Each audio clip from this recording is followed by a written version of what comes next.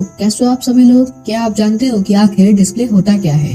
आज हम आपको डिस्प्ले से जुड़ी सारी जानकारी देने की कोशिश करेंगे। मेरा नाम है गौरव और इन्फॉर्मेशन सपोर्ट चैनल में आपका स्वागत है। जैसा कि हम सब जानते हैं, मोबाइल, कंप्यूटर, टीवी और भी इलेक्ट्रॉनिक डिवाइसेस में डिस्प्ले लगे होते हैं जिसमें हम देखते हैं। लेकिन हर डिवाइस में अलग अलग तरह के डिस्प्ले लगे होते हैं और काम भी उनका एक दूसरे डिस्प्ले से अलग होता है। कुछ इलेक्ट्रॉनिक डिवाइस ऐसे होते हैं जो हमें कुछ डिस्प्ले करते हैं, यानी कि कुछ दिखाते हैं, तो वो जिसके द्वारा डिस्प्ले किया जाता है उसी को हम डिस्प्ले कहते हैं। आपको पता होगा कि पहले के स्मार्टफोन में फुल डिस्प्ले नहीं होता था, लेकिन अब जो भी फोन आ रहे हैं उनमें आप देखेंगे कि फुल डिस्प्ले होता है, जिसमें बस कैमरा की जगह छोटी होती है या फिर कैमरे को पॉपअप कैमरा बना दिया जाता है जो फोटो क्लिक करने के लिए फोन से बाहर आते हैं, और तब स्मार्टफोन को फुल डिस्प्ले वाला फोन बना दिया जाता है, जिसमें सिर्फ और सिर्फ फ्रंट की ओर डिस्प्ले होता है और कुछ नहीं। और भी जैसे कुछ फोन में ऊपर की तरफ कैमरा होता है और बाकी पूरी जगह डिस्प्ले होता है, तो ऐसे डिस्प्ले को ही हम नोच डिस्प्ले कहते हैं। नोच डिस्प्ले वाला फोन सबसे पहले एप्पल कंपनी ने लॉन्च किया था।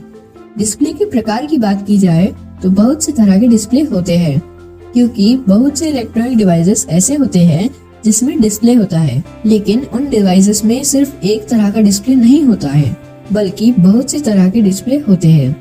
जैसा कि टीवी में ही देख लीजिए, एलसीडी टीवी में अलग और एलईडी टीवी में अलग तरह का डिस्प्ले होता है, और कंप्यूटर में भी ऐसा ही होता है। लेकिन आप जान लीजिए कि सिर्फ मोबाइल ही एक ऐसा डिवाइस है जिसमें बहुत तरह के डिस्प्ले होते हैं, तो हम उन डिस्प्ले को भी जान लेते हैं, जिसमें से एक TFT डिस्प्ले है, जिसे थिन फिल्म ट्रांजिस्टर भी कहते हैं।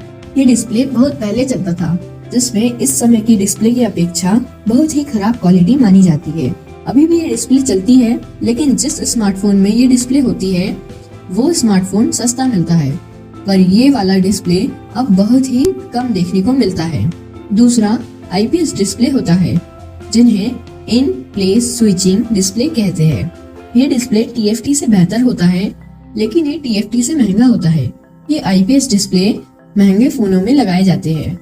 ये ऐसा डिस्प्ले है जो बैटरी की खपत कम करता है, और ये डिस्प्ले जिस फोन में होता है उस फोन को आप किसी भी किनारे से देखो तो आपको एकदम क्लियर और क्लीन दिखाई देगा। और फिर OLED आते हैं, जिसका full form organic light emitting diode होता है।